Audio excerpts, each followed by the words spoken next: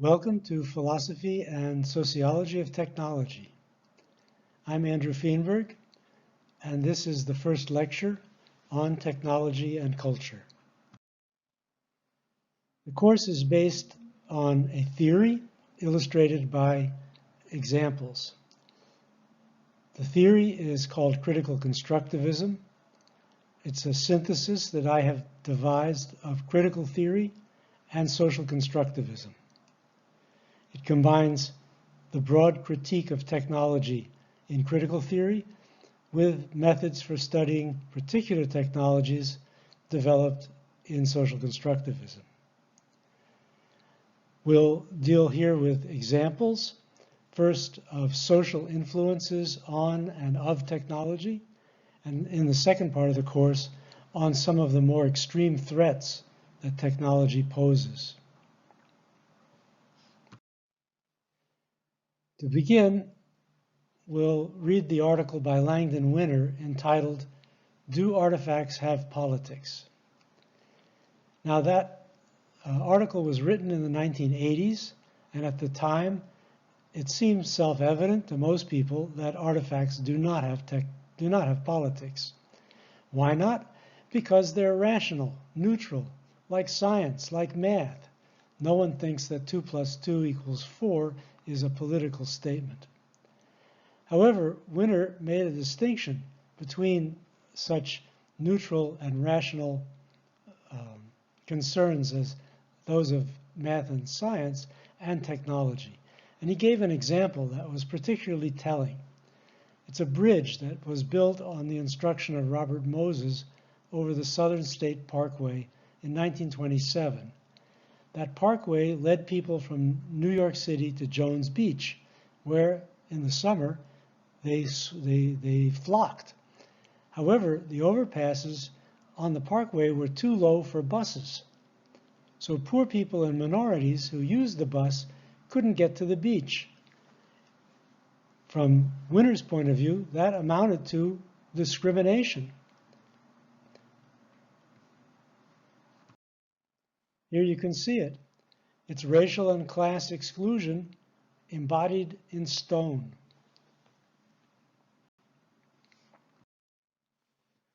So this example raises several questions. First of all, it seems to me that technology is rational. I don't see any reason to contest that. If, for example, the bridge is engineered according to rational principles of engineering, so it'll stand and won't fall down. But it's also value-laden. It is a discriminating bridge. It discriminates against poor people and minorities. Now, this is a sort of problem that has been discussed a lot in critical theory. Critical theory does not reject rationality. The rationality of the bridge is uncontestable, but it rejects the idea of technical neutrality. So even though the bridge is rational, it's not technically neutral. It's not value neutral. This means that values and technology must coexist. But how? Are there different ways of being rational? The way to get a handle on this is to think about design, the design of technologies. Social constructivism holds that design is underdetermined. By this is meant underdetermined by purely technical considerations. The bridge designers, for example, had many different alternative heights to choose among. They chose among these alternate designs the one that had the function of discrimination. So you can see from this that technology is always more than technical. Its design is relative to social demands and to context. In a sense, you could say that designs correspond to or reflect a social world, and they favor some groups over others. I call this the bias of technology. Technology is not neutral, but it has a unique form of social bias. It's a type of bias very different from what we're normally accustomed to. I'll call the usual concept of bias substantive bias. It's based on prejudice or myths, and is a commonplace in our social life.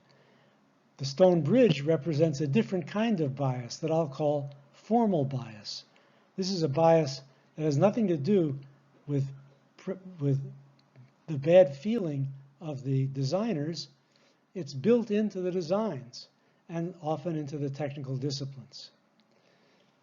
Formal bias is not incompatible with rationality because it's a matter of the choices made among equally rational alternatives. So you could say it's a particular way of being rational, a way that has a potential for discrimination. And there are two kinds of discrimination involved. By interest, some groups discriminate according to their interests. In the case of the bridge, clearly moderately wealthy white people had an advantage by being able to go to the beach and not be crowded by all those poor people. And then there's also discrimination by custom.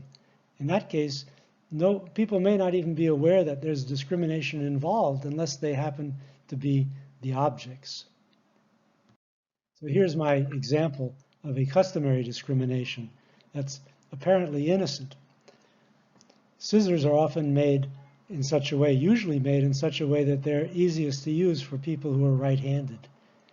I looked on the internet and I found the left-hand store where lefties can buy scissors designed for them. So you can't imagine that the people who design scissors have a prejudice against lefties. It's just a custom to make scissors in a certain way, and that's the way they make them. But the effect is discriminatory. So I've given you two examples to develop these arguments. The first concerns Australian Aboriginals.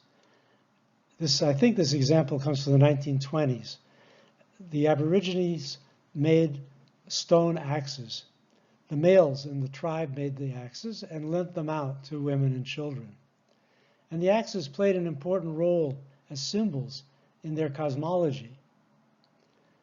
Missionaries arrived in their territory and started to hand out steel axes to the Aboriginals for help around the mission.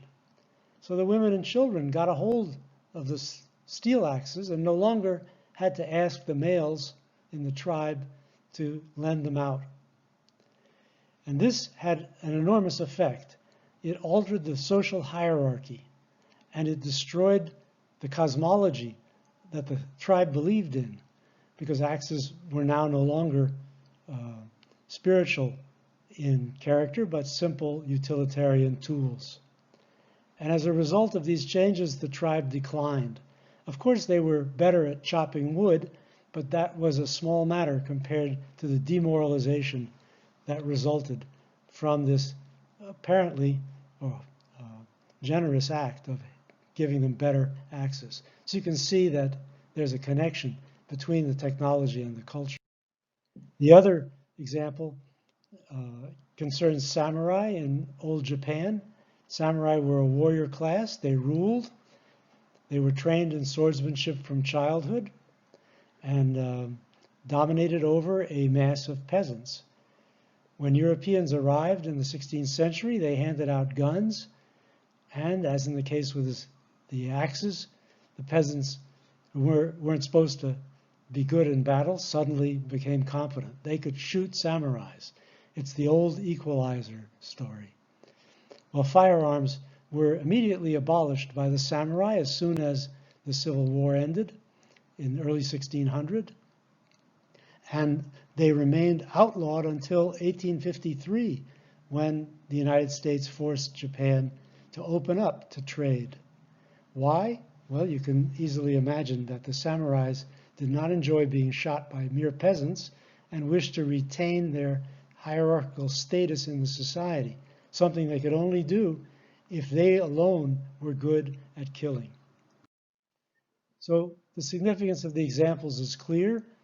Axes are more than efficient tools, at least for Aboriginal tribes. They also have cultural significance. So artifacts must be viewed as culturally embedded and not simply as efficient.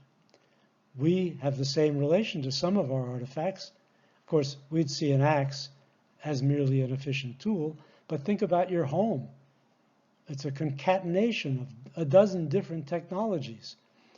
But is it, as the architect Le Corbusier once said, a machine for living? I don't think so. A machine for living sounds like it's just a matter of efficiency, but actually, when we get home in the evening, we expect more than efficiency. We expect to feel comfortable, to feel protected, to feel welcome.